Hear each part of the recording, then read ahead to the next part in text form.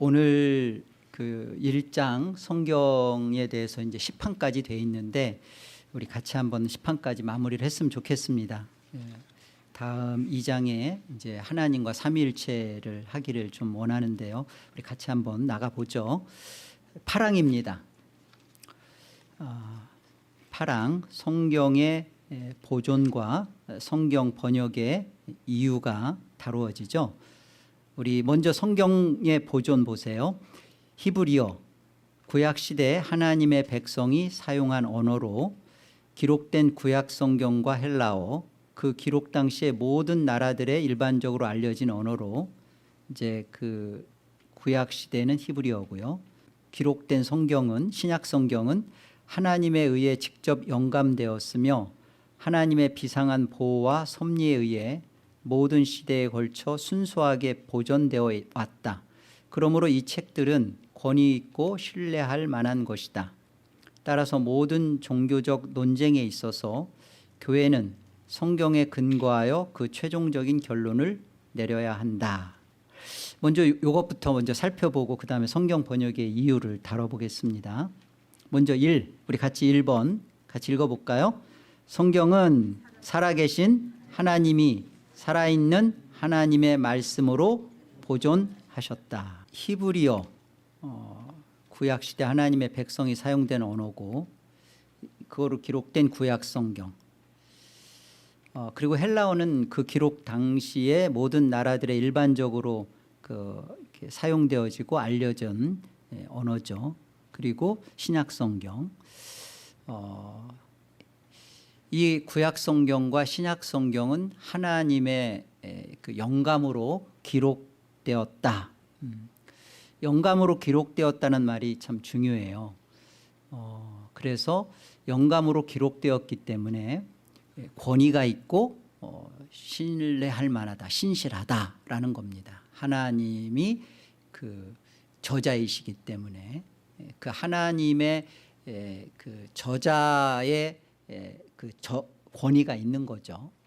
그리고 하나님께서 이 구약 성경과 또 이 신약 성경을 하나님의 비상한 그 하나님의 그 간섭, 그러니까 하나님의 섭리라고 말하면 이 세 가지예요. 보존 하신다, 운행, 그리고 통치. 이게 섭리에는 세 가지가 있거든요. 그래서 하나님이 그 성경 영감으로 기록되어진 그 성경을 하나님이 보존하고 섭리하셨다는 말은 하나님이 그것을 이렇게 지키시고 성경이 그 하나님의 말씀으로 하나님이 지켜질 수 있도록 하나님이 지키시고 그리고 그 운행하셨다. 하나님께서 그 일에 간섭하시고 다루시고 그리고 그 일에 대해서 통치하시고, 그러니까 하나님께서 하나님의 영감으로 기록된 말씀에 대하여 하나님이 그 말씀을 지키셨다는 겁니다. 보호하시고 지키셨다. 우리 개혁주의는요, 이제 제가 이 개혁주의와 이제 신정통주의라고 말하는 이 자유주의죠. 그 칼바르트에 대해서 잠깐 그 하나님이 어떻게 말씀을 이렇게 보호하시고 섭리하시고 통치하셨는가, 뭘 지키셨는가, 그 하나님이 대체 지키셨다는 게 뭔가 그 얘기를 지금 하고자 하는 거예요. 개혁주의는요, 개혁주의 안에서 하나님이 그 운행하시면서 섭리하시고 지키신 내용이 이겁니다. 개혁주의는 성경은 하나님의 계시다, 계시이다. 그러니까 성경은 하나님의 말씀이다. 살아있는 하나님의 살아있는 말씀이다. 이것을 하나님이 보존하신 거예요. 그 절대적이고 완전한 객관적 진리로 받아들이도록 수납하게 하신 거예요. 이것이 하나님이 성경을 기록된 하나님의 말씀을 보존하신 겁니다. 하나님께서 이 개혁주의 신앙 안에서 이렇게 기록되어진 하나님의 말씀에 대한 절대적, 완전한, 그리고 객관적 진리로 수납케 하신 것. 그 신정통주의라는 말은요, 원래 정통주의는 그 어거스틴에게서 나온 겁니다. 어거스틴과 칼빈에게서 그 하나님의 그 정확무오한 말씀을 받아들이고 그 정확무오한 하나님 말씀으로 믿고 있는 게 이제 우리 정통주의인데,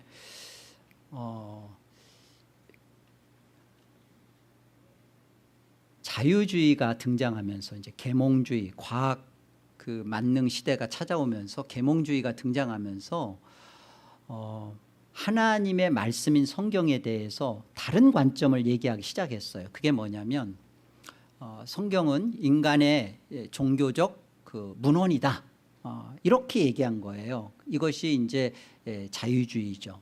이 자유주의에 대한 반등, 그렇지 않다. 그러니까 뿌리는 사실은 성경, 믿음, 은혜 이런 곳에 뿌리를 둔 출발이에요. 이게 신정통주의인데, 뿌리는 개혁주의, 종교개혁주의의 바탕을 뒀지만 신정통주의, 이 칼바르트주의가 무서운 것은 뭐냐면 바로 이런 겁니다.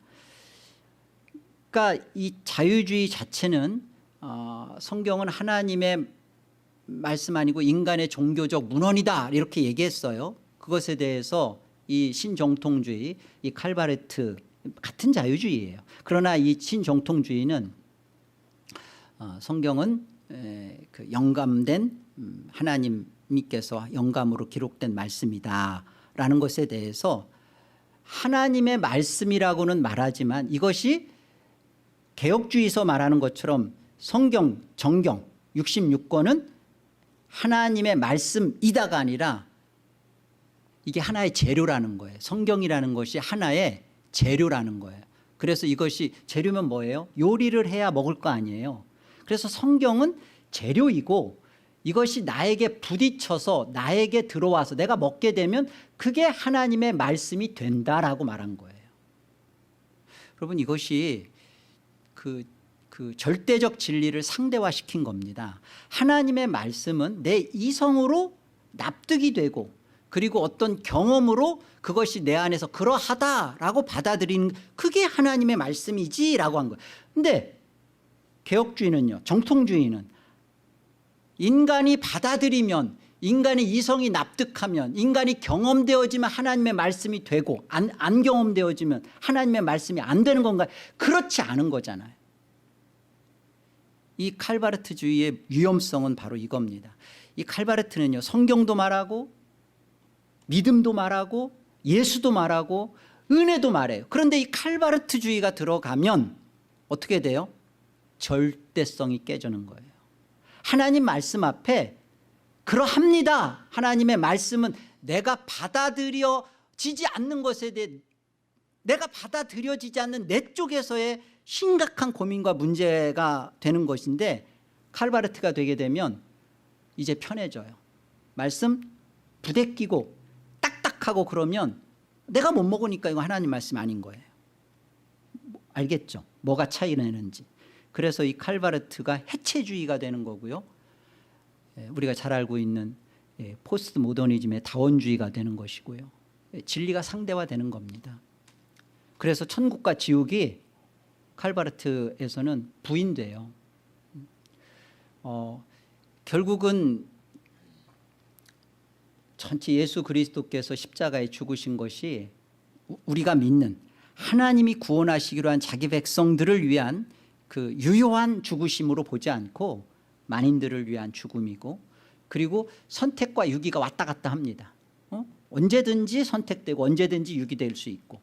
여러분, 굉장히 그 기독교의 개혁주의 근간을 다 흔들어 놓는 겁니다. 부활을 얘기할 때 부활 얘기합니다.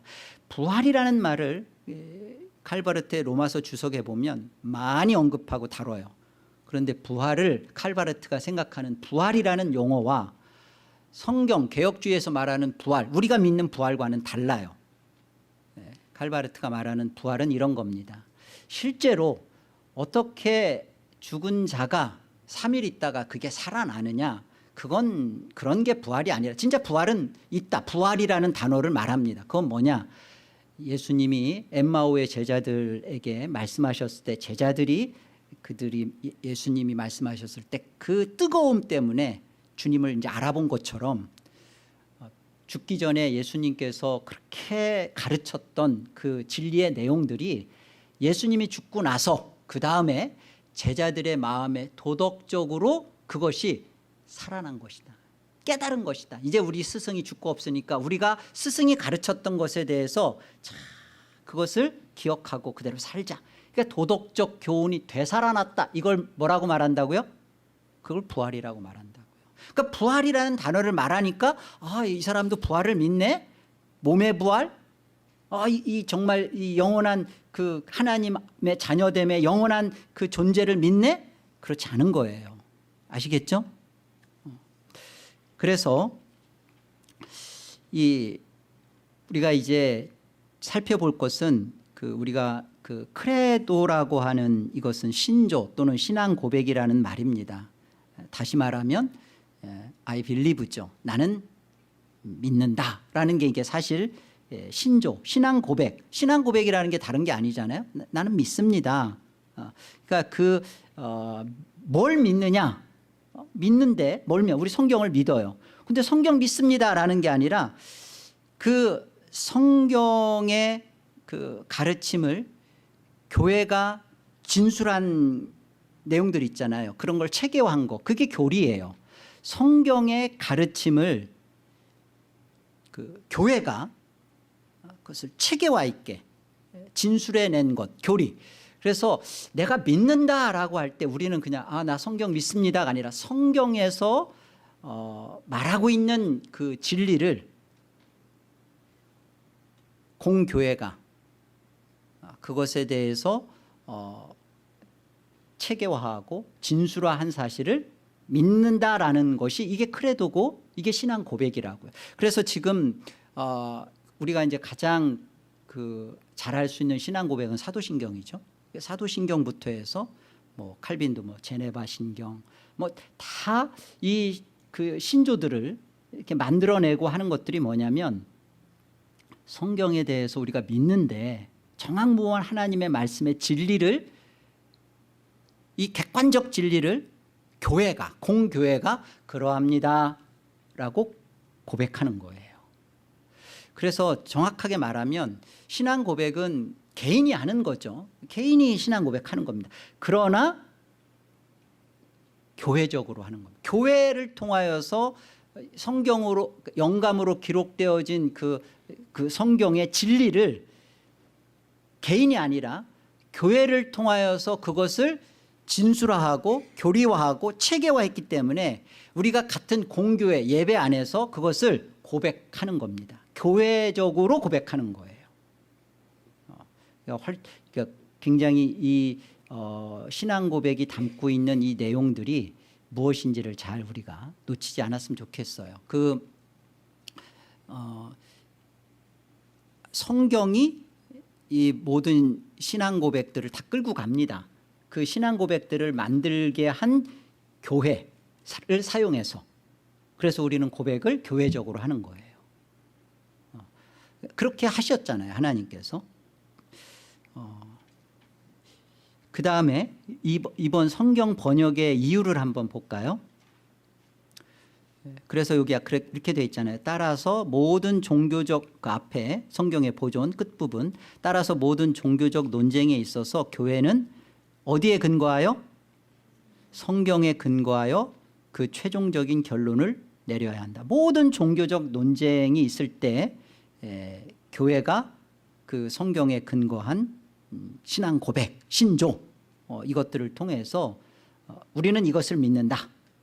I believe지만 사실은 교회가 이것을 믿는다. 그러니까 우리가 나는 성부 하나님에 대해서 나는 무엇을 믿습니까?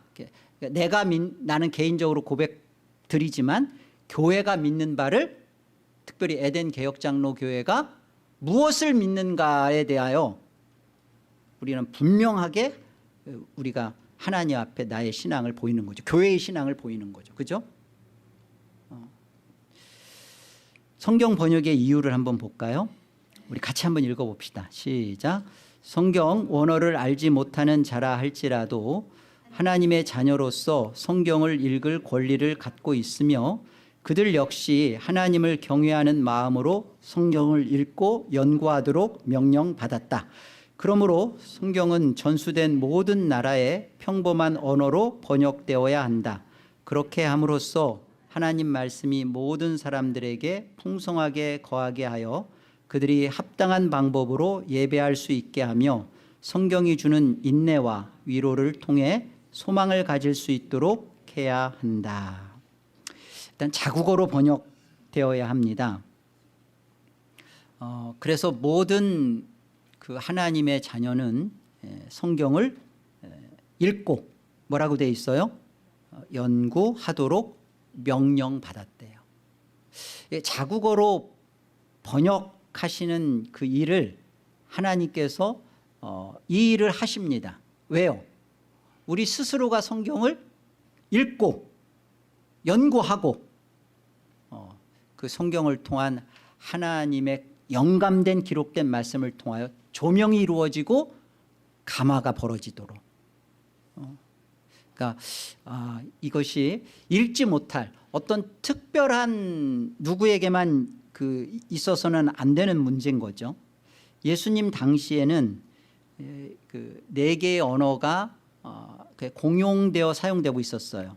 히브리어, 구약성경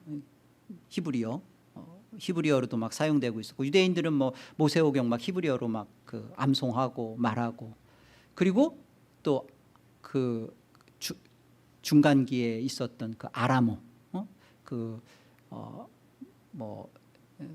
페르시아 같은 데에서 사용했던 그 아람어, 그리고 또 헬라어, 또 이제 이렇게 라틴어, 이 4가지의 언어들이 이렇게 예수님 당시에 막 이렇게 혼용되어 싸고 있었는데요. 이때 여러분 이렇게 70인경 뭐 이런 말 가끔 들어보셨죠? 70인경. 70인경이라는 게 뭐냐면 이게 셉투어진타라는 건데요. 이렇게 그냥 줄임말로 LXX라고 해요. 정확하게는 72명이죠. 그 12지파 가운데 각각 6명씩 그 히브리어와 헬라어에 능통한 랍비 6명씩을 뽑아가지고 그 72명이 그 헬라어로 이렇게 그 구약성경, 그러니까 히브리어는 구약성경이잖아요. 그 히브리어 구약성경을 헬라어로 다 옮겨버린 거예요. 이게 70인경이에요. 히브리어를 72명이, 정확하게 72명이, 그런데 이제 70명이 이것을 다 헬라어로 성경으로 옮긴 것이 첫 번째. 그래서 70인경 그런 말을 하죠. 우리가 이렇게 하나님께서 허용하셨고 그렇게 하도록, 그래서 번역이 이루어지고, 그 다음에 제롬이라는 인물이 여기 보니까 주 391년에 그 신약 성경하고 그 다음에 주 405년에 구약 성경하고 해서 이것을 그 라틴 불가타역이라고 해서 라틴어로 이것을 헬라어로 돼 있던 것을 라틴어로 다 옮겨버린 거예요. 누가? 제롬이. 그래서 이 라틴어로 가지고 있었던 이것을 405년부터, 그러니까 한 거의 500년부터 1500 그 종교개혁 1519년 그 종교개혁 전까지 약 1000년 동안 이 라틴어 성경을 그 중세의 로마 카톨릭이 갖고 있었던 거죠. 그리고서는 이것이 일반적으로 전해지지도 않고 본인들도 이 라틴어를 신부들이 공부도 안 하고 모르고, 그리고 사실 라틴어로 예배하고 라틴어로 미사하고 그러는데 이게 뭔 말인지도 모르겠고 연구도 안 되고 모르는 거예요. 그러니까 성경이 암흑이 된 거죠. 번역은 라틴어로 번역이 됐지만 그래서 중세 카톨릭이 이 라틴어를 가지고 예배를 하고 그랬지만 설교가 되지 않았던 거예요. 그러니까 말씀을 들을 수 없었던 그런 시기였죠. 1000년 동안. 하나님께서 종교개혁이 있기 전 거의 100년 전부터 존 위클리프라는 그 인물, 또 틴테일 이런 사람들을 통해서 어떻게 해요?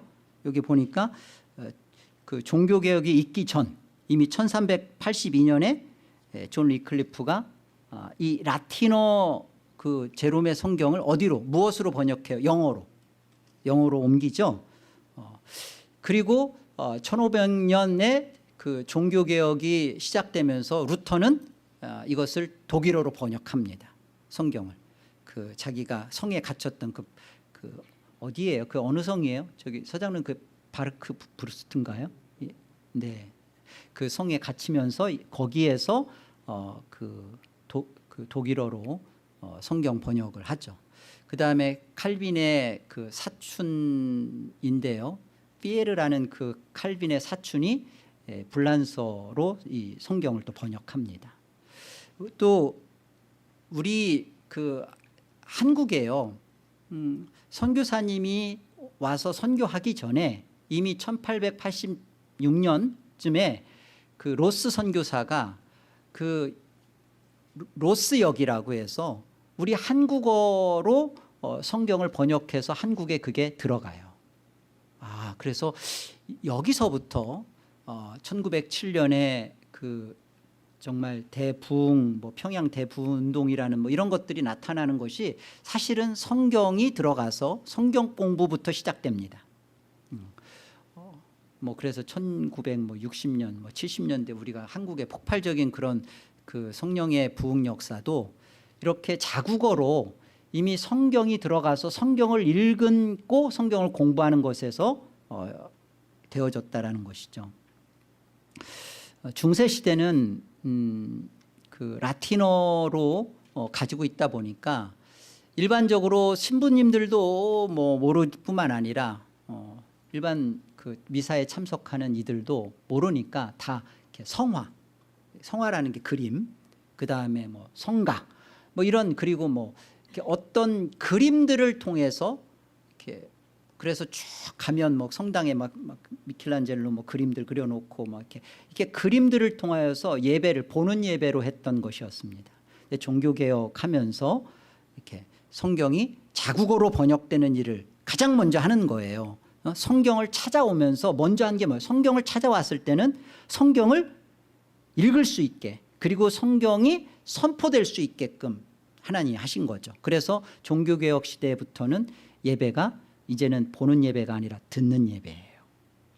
그래서 우리 예배 시간에 다른 어떤 것보다 말씀을 듣는 일에 많은 것을 우리가 같이 여기에 사용하는 이것은 종교개혁의 우리 그 후신들인 우리의 갖고 있는 우리의 귀한 믿음이죠. 자, 구항 보겠습니다. 성경 해석 우리 같이 읽어볼까요? 함께요. 성경 해석상 오류를 피할 수 있는 방법은 성경 자체에 있다. 그러므로 어떤 성경 구절의 참되고 온전한 뜻 여럿이 아니고 하나뿐임을 찾는데 어려움이 있으면 그 뜻을 더 명백히 나타내는 다른 성경 구절들을 통해 그것을 밝혀야 한다. 이 두 가지예요. 첫 번째는 성경 해석상 오류를 피할 수 있는 방법. 성경 해석하면서 오류를 이렇게 범하게 되는데 오류를 범하지 않는 방법이 뭐냐? 성경으로 성경을 해석하게 하라예요. 성경의 자증성입니다.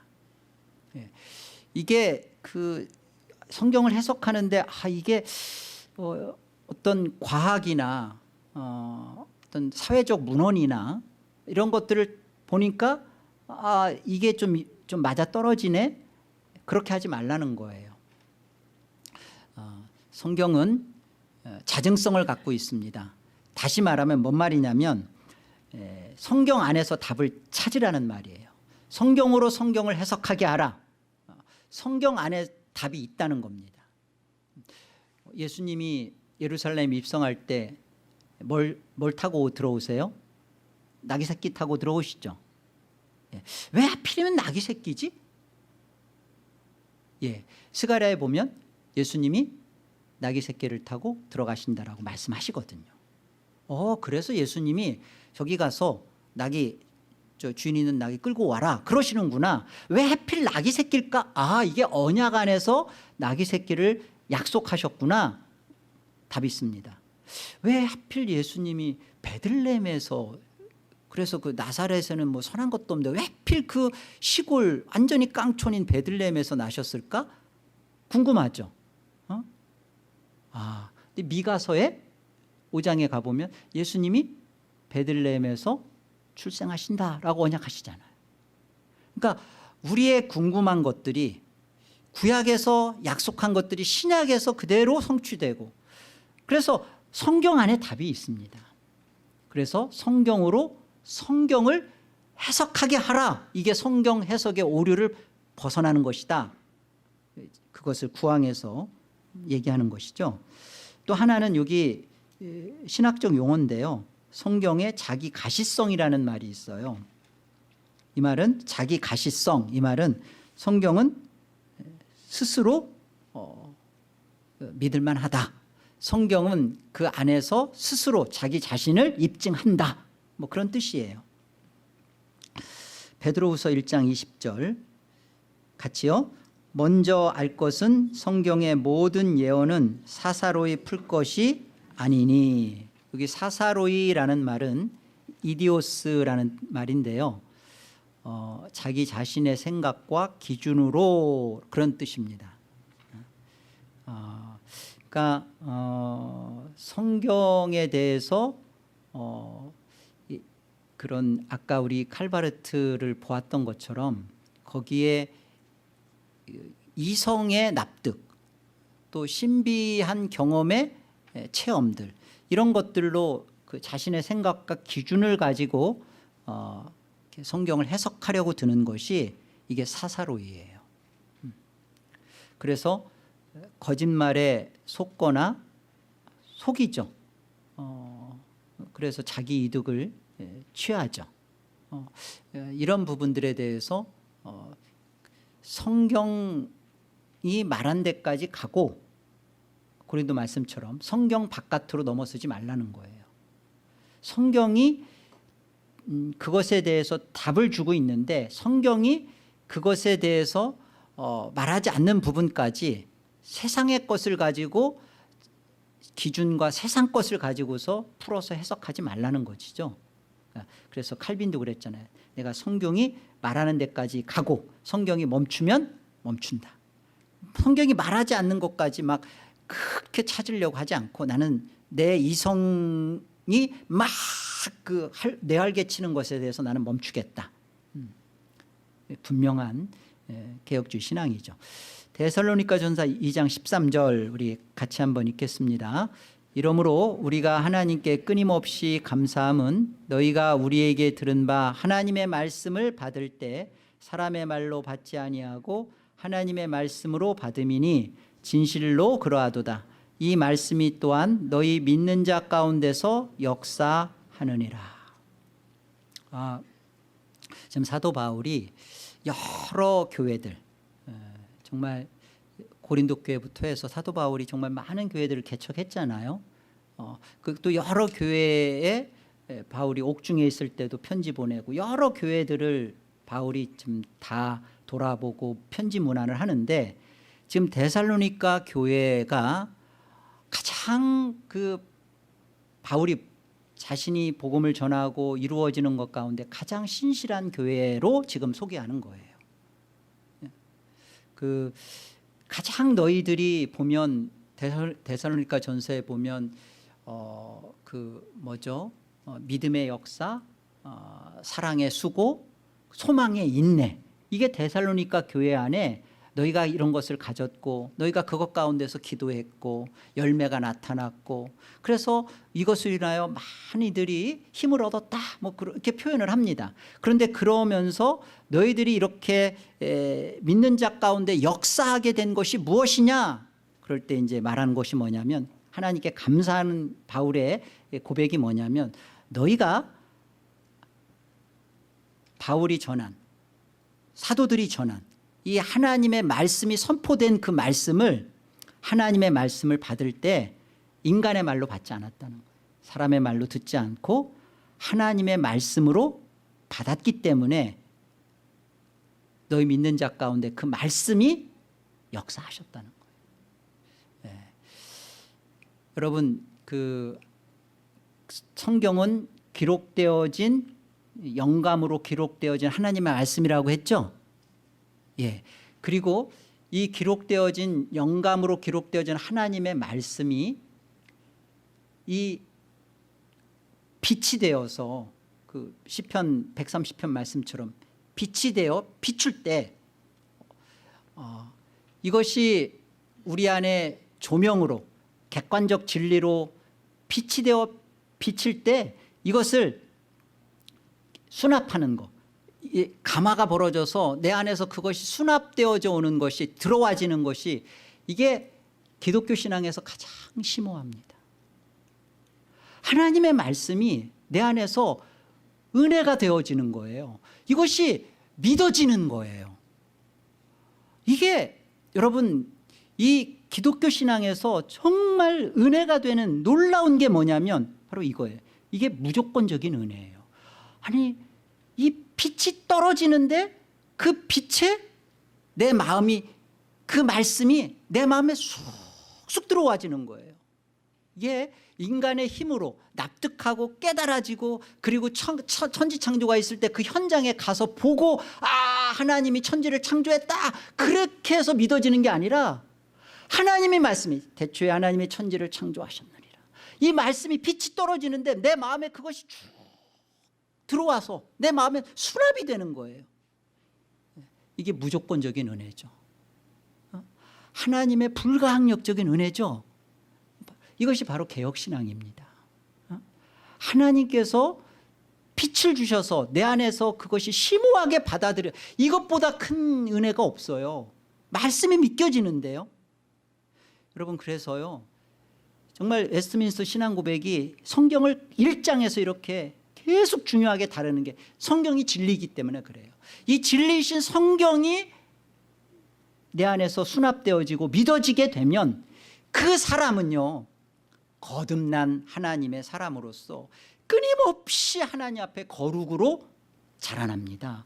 하나님 나라를 그 안에서 놀랍게 맛보면서 신앙을 해요. 이게 개혁신앙이에요.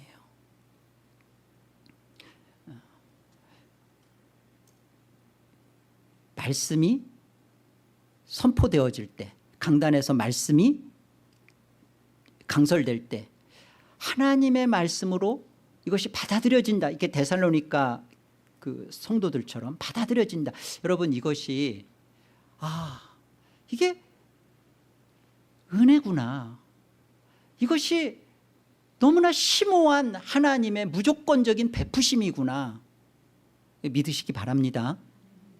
여러분, 말씀을 재단하기 시작하면요, 그러니까 칼바르트처럼 말씀이 선포되는 것도 그렇고, 본인이 말씀을 읽으면서 이건 말씀이 나한테 나를 감동을 주네, 나에게 감화가 있네, 나를 감동이 주네, 하나님 말씀이 됐네. 말씀을 가지고 이 재료, 말씀을 재료로 해서 자기가 그것을 재단합니다. 자기가 받을 건 받고 밀칠 건 밀치고. 여러분, 이것이 이단보다 더 무서운 거라는 거 아시겠어요? 유럽과 독일이 이 종교개혁을 가지고 그들이 먼저 바른 복음을 가운데 섰다가 이 자유주의의 물결인 칼바르트 신정통주의가 들어가고 나서 지금 유럽을 보세요. 또 무너져가는 미국을 보세요. 뭐가 문제인가요? 신천지가 문제인가요? 여러분, 우리 교회에 신천지 들어오면 구별할 수 있어요. 그리고 신천지는요, 우리 교회 설교 못 견딥니다. 그런데 여러분 안에, 제가 여러분한테 이 칼바르트의 이런 성경을 가르치기 시작하고 여러분의 이성을 납득시켜주면서 가르치기 시작하고 우리 안에 이런 칼바르트적인 신앙 성경관을 가지고 말씀이 그 하나님의 말씀으로 내 안에 다 수납이 되는 게 아니라 받을 건 받고 들을 건 듣고 설교도 내 안에 내 이성에 내 생각에 내 기준에 그건 맞네 하고 내 관념에 내 생각에 부대끼면 저건 아니지. 여러분 이거 싸워야 돼요. 여러분이 혹 선포되어지는 그 주일 말씀의 선포 캐리그마나 또 수요 말씀의 이 캐리그마 이 말씀이 선포되는 것에 대해서 부대낀다. 그런데 그 부대끼는 것이 말씀 자체가 아니라 목사님이 미워서 부대낀다 그러면 저하고 밥 먹자고요. 제가 밥값 낼게요. 여러분 이거 반드시 이 부분을 푸셔야 합니다. 목회자도 진리의 말씀을 선포하면서 이게 본인 자신한테 먼저 하나님 말씀 자신한테 하는 거거든요. 자기는 아니면서 그게 아니라 내 자신한테 은혜가 됐고 내 자신한테 생명이 됐기 때문에 나가는 거라고요. 그런데 한 성도라도 말씀이 하나님의 진리의 말씀인데 선포되어지는 자 때문에 진리의 말씀이 안 된다면 이것처럼 두려운 일이 없잖아요. 그러니까 우리 같이 하나님의 말씀이 말씀되어지는 그 일에 말씀을 복음 강서를 듣거나 또 여러분이 성경을 읽을 때마다 그냥 그 쩍쩍 갈라졌던 논바닥에 그 하나님의 말씀이 단비가 벼락비가 정수비같이 쏟아질 때 쭉쭉 빨려 그냥 퍼지듯이 그렇게 하나님의 말씀이 여러분 안에 조명이 이루어지고 감화가 발생하고 하나님의 이 66권 성경 전체가 그냥 어떤 건 진리고 어떤 건 안 진리 그거 없잖아요. 그렇죠? 66권 전부 다가 하나님의 영감으로 기록된 말씀이고 살아계신 하나님의 말씀이고 이 말씀은 하나님의 틀림없는 말씀이고 우리는 이 말씀을 믿습니다. 아멘.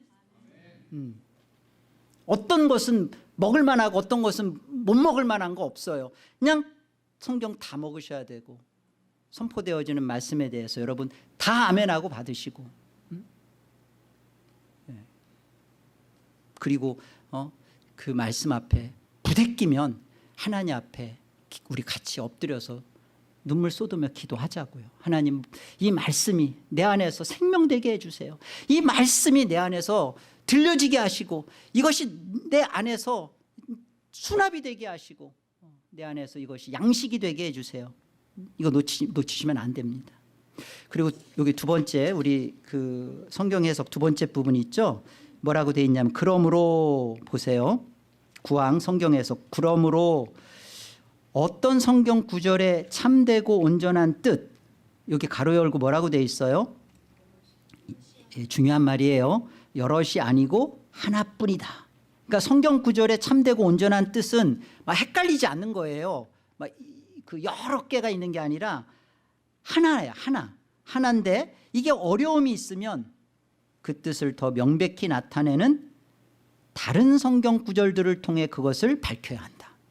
그러니까 성경은 성경으로 해석하게 하고 그리고 이게 이 성경에서는 이 뜻 같고 저 성경 구절에서는 저 뜻 같고 그런데 그 어려운 여러 뜻이 있는 게 아니라 보다 더 선명하고 명확한 성경 구절을 가지고 불분명해 보이는 이 뜻을 바르게 밝혀내야 된다는 겁니다.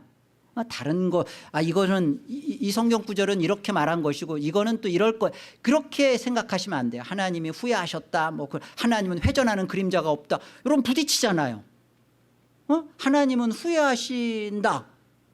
그 창세기 보면 하나님은 이렇게 사람 지으셨음을 한탄하시고 후회하셨다. 야고보에서 보면 하나님은 회전하는 그림자도 없고 변개치도 않으시고 이런 부딪히잖아요. 더 정확하고 명확한 성경 구절들을 통하고 이게 부딪히는 게 아니에요. 분명하게 하나의 분명한 뜻을 밝혀주고 있습니다. 보세요. 두 번째 하나의 뜻을 찾음에 뭐라고요? 조금 더 분명한 성경 본문을 가지고 해석한다. 성경에 명료하고 명백한 그 네 가지 통일성이 있다고 얘기했어요. 뭐죠? 하나님 나라? 빨리 얘기해요. 야, 이 큰일 났다. 구속사, 예수 그리스도, 그리고 여기가 답 안 했으니까 마지막 해보세요. 이쪽 라인들 뭐예요? 예, 언약. 이 네 가지 그 일치성과 통일성 가운데 명확하고 명백한 주제는 예수 그리스도입니다. 그래서 우리가 성경을 부딪혀 보이는 것과 같고 좀 이렇게 그 혼선을 빚는 성경 말씀 구절들에 대해서 우리가 근본적으로 붙잡고 가야 될 건 뭐냐면, 예수 그리스도가 가져온 하나님 그 나라, 무엇으로? 언약으로, 옛 언약과 그 새 언약. 예수 그리스도가 그 하나님의 언약 가운데 가지고 온 하나님 나라, 그것이 나의 구원 이야기, 예수 그리스도로 가지고 온 하나님 나라, 나의 구원, 이제 이 구속사잖아요. 예수 그리스도로 내가 구원받는 이야기. 그러니까 그래서 하나님이 후회하셨다, 이쪽은 회전하는 그림자도 없으시다, 명백합니다. 하나님께서 무엇 때문에 후회하심을 표현하시나? 왜 이쪽에서는 하나님은 한 번도 자신의 마음을 바꾼 적이 없으신가?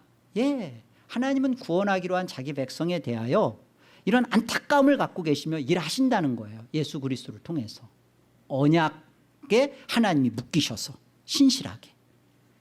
놓치지 마세요. 10항 보겠습니다. 10항 판단 기준으로서의 오직 성경. 우리 같이 읽어요. 최고의 재판관은 성경을 통해 말씀하시는 성령 외에는 어느 누구도 될 수 없다. 이 재판관에 의해 종교에 관한 모든 논쟁들이 결정되어야 하며 교회 회의의 모든 신조들과 이전 신학자들의 학설들 및 인간의 교훈들 그리고 거짓 영들이 검토되어야 한다. 그의 판결에 대해서는 누구든지 순복해야 한다.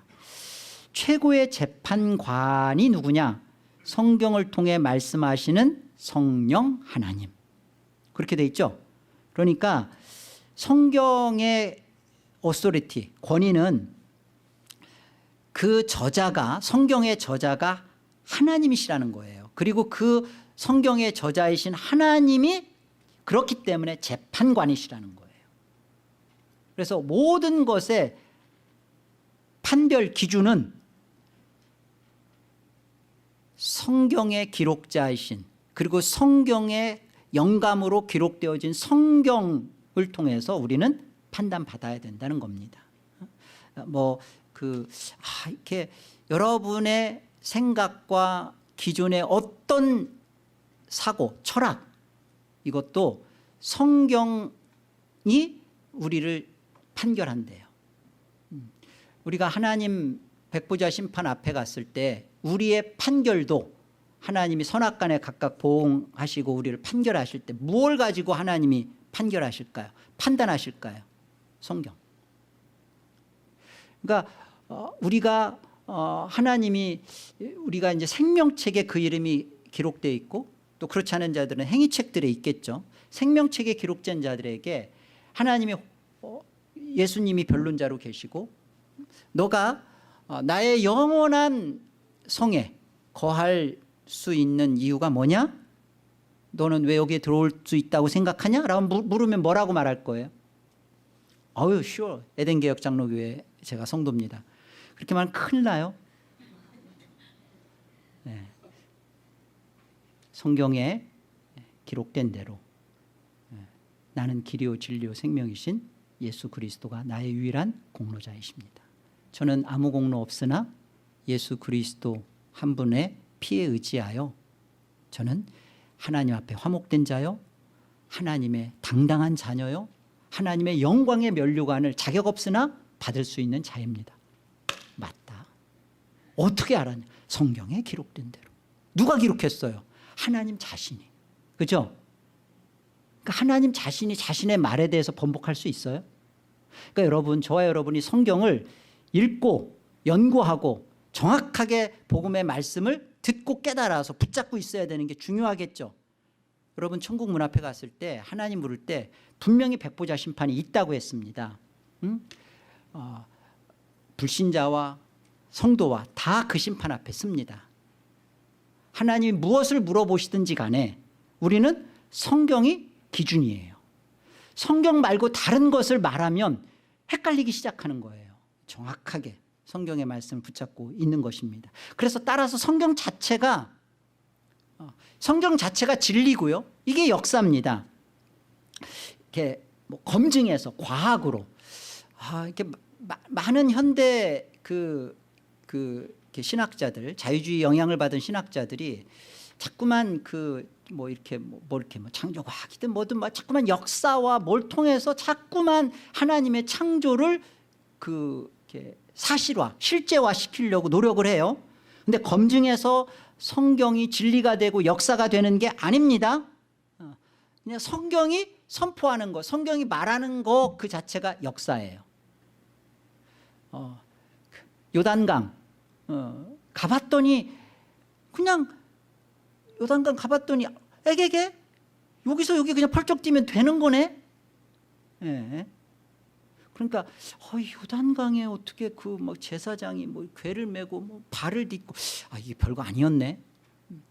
여러분 예수님께서 골고다에서 우리가 십자가에 죽으셨다 다 믿죠. 그런데요 예수님이 정확하게 골고다 언덕 십자가에서 죽은 자리 불확실합니다. 그러니까 지금 여기께쯤이 아니에요. 그러면 우리는 그러면 어디지? 여러분 언약궤 나와야 되나요?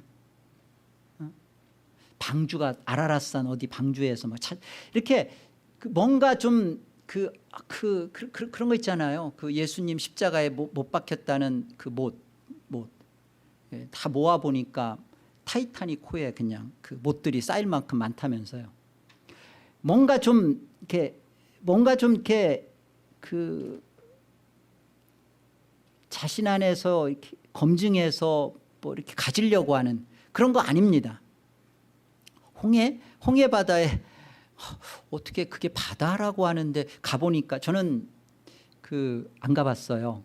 근데 많은 사람들이 갔다 온 분들이 실망하더라고요. 그걸 또 성지순례라고 하더군요. 여러분 우리 개혁주의 신앙 안에서는 그냥 여행입니다. 성지순례 아니에요. 예루살렘 그런 거 아닙니다. 근데 갔다 오고 나니까 갔는데 너무 실망스럽다는 거예요. 홍해가 이런데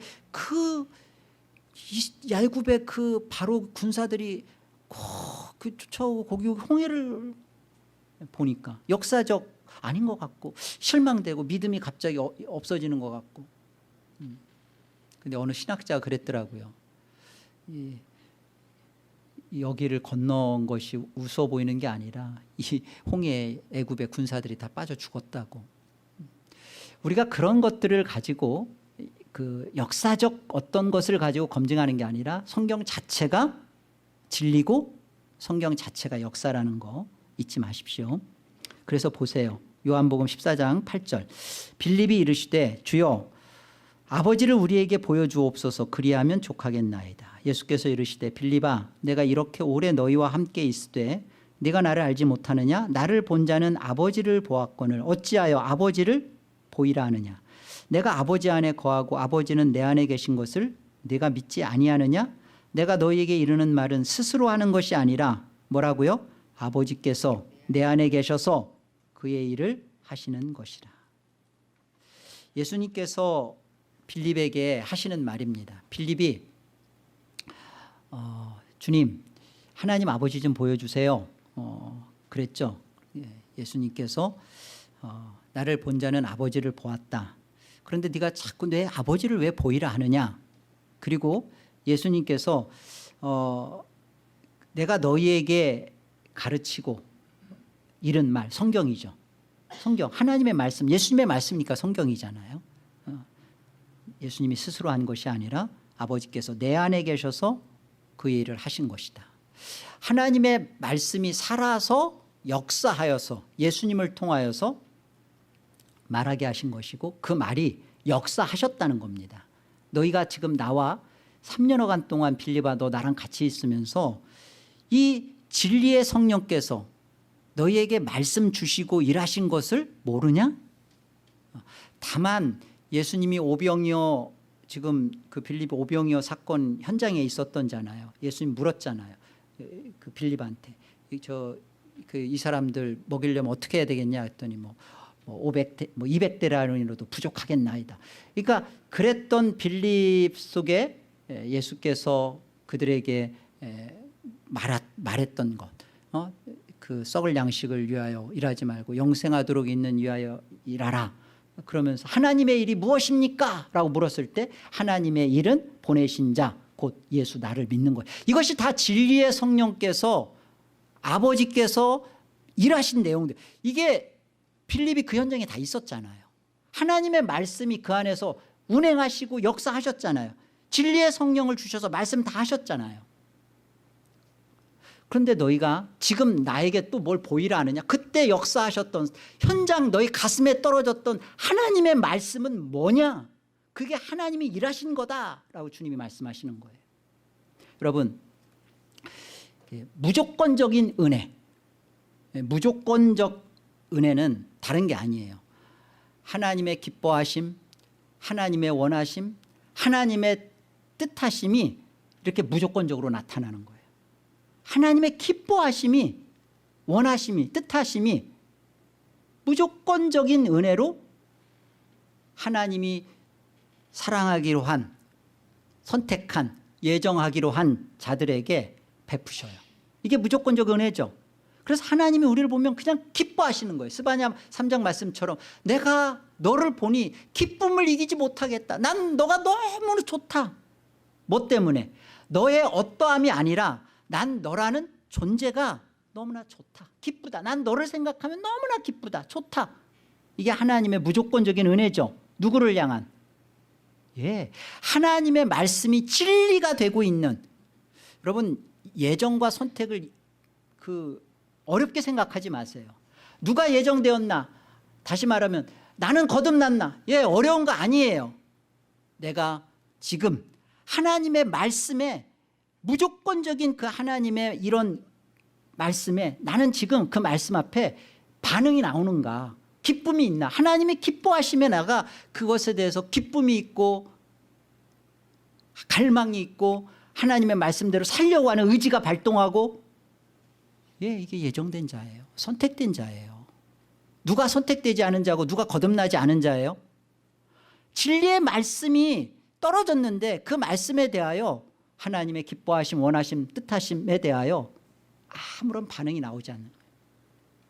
그러니까 우리 안에 진리의 말씀이 빌립한테 한 거잖아요. 너 왜 나보고 아버지를 보이라고 하느냐? 그 진리의 말씀이 너 안에 떨어졌을 때 내가 스스로 말한 것이 아니라 내 아버지께서 일하신 거다. 보는 것 가지고 믿으려 하지 말고 이미 성령께서 역사하신 그 진리의 말씀. 여러분, 말씀의 신앙입니다. 우리 개혁신앙은 말씀, 계시 의존 사색이라고 해요. 개혁신앙은 말씀 중심 신학인데 이것을 신학적 용어로 계시 의존 사색. 우리는 하나님의 계시, 하나님이, 계시라는 게 뭐예요? 하나님이 하나님을 알려준 지식이에요. 우리가 아는 지식이 아니라, 하나님에 대해서 우리가 아는 지식이 아니라 하나님으로부터 나오는 지식, 하나님이 하나님 자신을 알려주신 지식, 그게 뭐예요? 계시란 말이에요. 그래서 하나님으로부터 알게 된, 하나님이 알려줘서 알게 된 그 지식,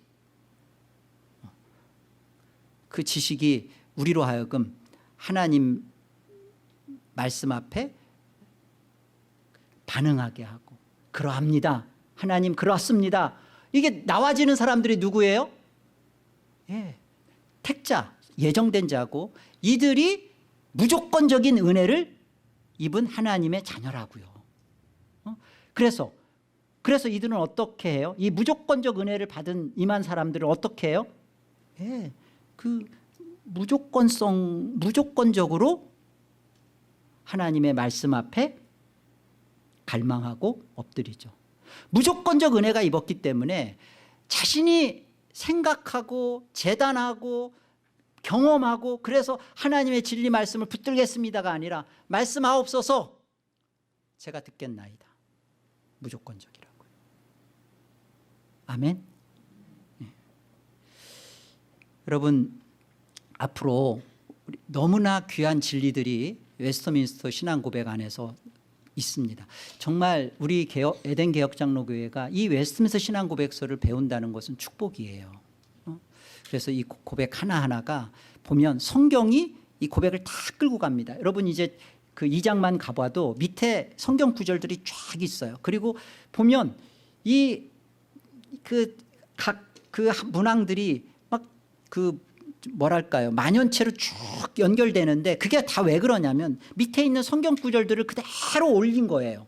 성경 구절들. 그러니까 성경이 이 웨스트민스터 신앙 고백을 끌고 갑니다. 그러니까 웨스트민스터 신앙 고백은요, 성경 구절 하나하나를 다 옮겨서 표현한 거예요. 다 이걸 진리로 체계화한 거예요. 우리가 이것을 분명하게 붙잡고 신앙하게 되면 와, 정말 하나님의 말씀이 무조건적으로 임한 자들이 무조건적으로 하나님 말씀을 수납하기 시작하면 저와 여러분에게 에덴교회가 어떤 일이 벌어질까요? 그래서 그 개혁주의 5대 강령, 오직 성경이 나머지 오직 믿음, 오직 은혜, 오직 예수 그리스도, 오직 하나님께만 영광, 이걸 끌고 가, 이걸 밀어붙이는 거예요. 뭐가? 종교개혁의 오직 성경이. 종교개혁은 오직 성경이었습니다. 성경으로 돌아가자. 종교개혁은 한마디로 성경에 대한 회복이에요. 성경을 찾은 거예요. 그래서 오직 성경을 갖고 나니까 칼바르트가 말하는 그런 성경, 그런 거 아니잖아요. 어떤 건 하나님 말씀이고 어떤 건 하나님 말씀이 되고 그런 거 아니에요. 우리는 성경 66권 다 하나님 말씀입니다. 그리고 이 오직 성경, 오직 믿음, 오직 성경에서 나오는 오직 은혜, 오직 예수 그리스도, 오직 하나님께만 영광. 이것이 하나님의 주권신앙이에요. 내가 받아들일 만한 건 받아들이고 내가 씹어먹을 수 있는 것은 먹고 적당하게 분별하겠다. 이단보다 더 무서운 거예요. 전 유럽이 그것 때문에 칼바르트의 이 무서운 그 오직 성경이 아니라 성경만을 붙잡고 있었기 때문에 저렇게 다 무너져 버린 거예요. 에덴 개혁장로교회도 이단이 와서 무너질 수 없습니다. 그런데 우리 안에 이런 하나님의 말씀을 말씀으로 다 받지 못하고 어떤 건 받고 어떤 건 생각해보고 어떤 거는 밀어내고, 여러분 그런 신앙은 정말 우리를 죽음으로 무덤으로 몰아가고 있는 신앙이에요. 그래서 마음이 거듭난 하나님의 백성임에도 불구하고 하늘의 그 구원의 기쁨과 은혜를 내가 몸누리고 있다면 오늘의 이 강의 속에서 우리가 돌아보면서 회개했으면 좋겠어요. 하나님 말씀 제가 다 내려놓고 진리의 말씀 앞에서는 나는 온전히 수납하겠습니다. 엎드리겠습니다. 왜? 무조건적 은혜를 받았으니까 무조건적으로 하나님 말씀 앞에 살겠습니다. 고백이 여러분의 것이 되기를 축복합니다.